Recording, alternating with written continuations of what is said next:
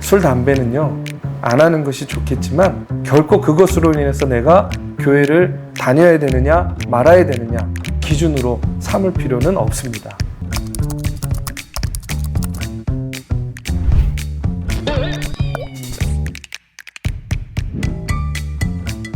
우리가 뭐를 해도 된다, 하지 말아야 된다, 특별히 교회 다니고 신앙생활하면서 그런 것들을 이야기할 때에 중요한 기준은 어떤 내 상식이나 내 지식이나 내 경험을 가지고 이야기하는 것이 아니라 우리에게는 그런 것들을 가늠할 수 있는 척도가 있는데 그게 뭐냐면 결국은 하나님의 말씀입니다.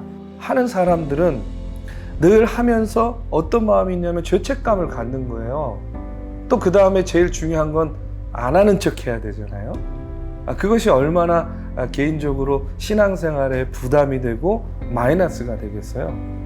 이제 그런 것들을 보면 어느 순간인가 이 술, 담배가 뭐 리얼 크리스찬이냐 아니냐의 기준이 되었던 적이 있었던 것 같아요. 우리가 교회를 다닌다는 것, 우리가 신앙생활을 한다는 것, 더 궁극적으로는 우리가 예수를 믿는 이유는 뭐냐면 바로 우리가 구원을 받기 위해서 예수 그리스도를 통해서 구원받아서 천국에 가기 위해서 교회를 다니고 예수를 믿는 거라는 겁니다.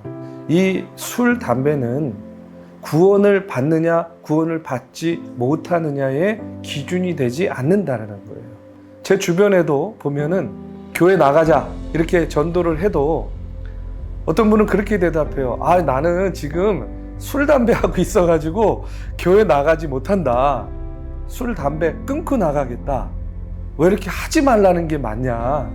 자, 술 마셔본 분들 잘 아실 겁니다. 술을 마시다 보면 적당히가 되나요? 적당히가 안 될 거예요. 적당히가 안 되니까 마시다 보면 또 2차, 또 3차 뭐 이렇게 그 다음의 자리로 이어지는 거죠. 이 술이라는 것이요, 적당히 마실 수 있는 그런 매개가 아니라는 거예요. 언제나 보면요, 유혹은 우리의 의지보다 강하다는 겁니다. 신앙생활하는 이유, 교회 다니는 이유가 구원받는 것이 목적이라고 이야기를 했습니다. 뭐로부터 구원을 받는 거냐면 우리가 죄로부터 구원받는 것이죠. 우리가 죄로부터 구원받기 위해서 성경에서 말하는 방법은 유일합니다. 예수 그리스도를 믿는 믿음으로 구원을 받는 것입니다. 이 죄의 관점으로 술을 보게 되면 이 술이라는 것이 술을 마시는 것 자체가 죄가 되는 것은 아니지만 술을 마심으로 인해서 죄 지을 가능성이 높아진다는 거예요. 우리 사회에서 일어나는 대부분의 강력 범죄들이 있어요. 살인, 폭력, 성폭력. 그 배후에 보면요, 언제나 술이 배후에 있고 술이 매개가 돼서 그런 죄들을 범하는 경우를 얼마나 많이 보게 됩니까? 또 우리가 예상치 못했던 그런 사건과 사고들, 실수들이 있어요. 뭐 예를 들어서 음주운전이라든지 뭐 이런 것들. 그런데 그런 것들의 배후도 보면은 여지없이 술이 매개가 되고 있다는 거죠. 다시 말해서 술은요, 우리의 의지를 꺾습니다. 그리고 우리의 이성을 마비시켜요. 그래서 우리로 하여금 죄를 멀리해야 되는데 오히려 죄 지을 가능성을 높게 만든다는 거죠. 담배도 같은 맥락으로 이해하면 좋을 것 같다, 이렇게 생각이 됩니다.